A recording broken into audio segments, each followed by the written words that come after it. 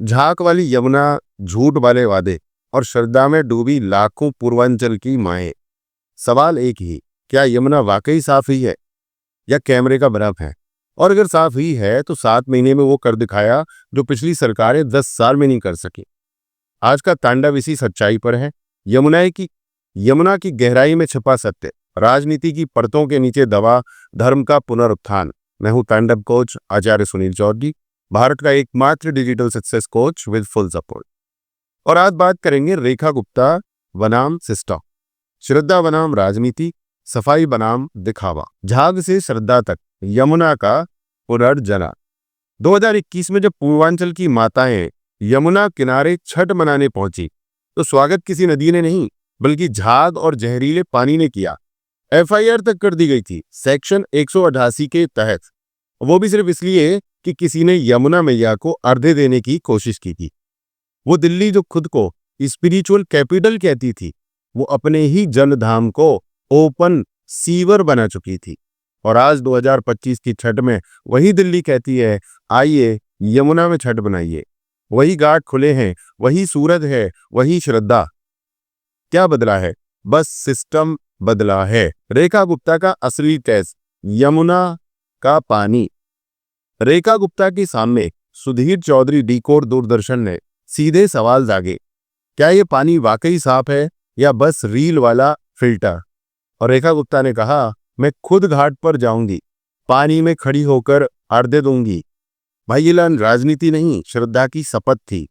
क्योंकि जो नेता पानी में उतरकर जवाब देता है वो जनता से डरता नहीं, उसे विश्वास होता है अपने काम पर। आंकड़े झूठ नहीं बोलते। दिल्ली की असली प्रगति। अब बात करते हैं डेटा। 2024 में यमुना का BOD लेवल था 45 मिलीग्राम प्रति लीटर। फीकल पॉलीफॉर्म था 7.9 मिलियन पर 100 ml। डिजॉल्व्ड ऑक्सीजन था ही नहीं, 0, यानी मछली तक नहीं बच सकती थी। अब बात करते हैं 2025 के अक्टूबर के आंकड़ों की। BOD घटकर 30 मिलीग्राम प्रति लीटर, फीकल पॉलीफॉर्म सिर्फ 8000 तक और डिजॉल्व्ड ऑक्सीजन लेवल 2 से 5 तक पहुंच गया है, यानी ऑक्सीजन लौट रही है। 12 नए STPs में से 5 चालू हो चुके हैं। डेली ट्रीटमेंट कैपेसिटी अब 3300 mld है। अनट्रीटेड सीवेज घटकर 600 से सिर्फ 80 से 100 mld रह गया है। भाइयों बहनों, ये क्लीन यमुना का रील नहीं, रियल डेटा है। धर्म और विज्ञान साथ साथ, और यही भारत का असली तांडव है, जहां धर्म और विज्ञान साथ चलते हैं। एक और श्रद्धा से अर्घ्य दिया जा रहा है और दूसरी ओर बायो रिएक्टर फ्लोट कर रहे हैं। कहीं मां यमुना की आरती है तो वहीं मशीनें उनकी सफाई में लगी हुई हैं। यही है सनातन दृष्टि, यंत्र और मंत्र दोनों से सेवा। राजनीति की रात में आस्था की लौ। जो लोग कभी छठ को पॉल्यूशन एक्टिविटी कहते थे, आज वही वीडियो बनाकर रो रहे हैं कि देखिए यमुना का पानी गंदा है। पर 10 साल तक जिनके शासन में यमुना जहरीली नदी बन गई, वो अब किसी के 7 महीने की मेहनत पचा नहीं पा रहे हैं। उनको दिक्कत पानी से नहीं, CM से है, भाजपा से है। उनको दिक्कत इस बात से है कि वो सरकार में बैठकर घोटाले क्यों नहीं कर रहे हैं। यही कहा रेखा गुप्ता ने मुस्कुराकर, और यहीं पर राजनीति की हार हो गई। क्योंकि जब नेतृत्व महिरा हो, परिपक्व हो और सच्चा हो तो विपक्ष का नैरेटिव खुद ही डूब जाता है। अब बात करते हैं दिल्ली की हवा और उम्मीदें।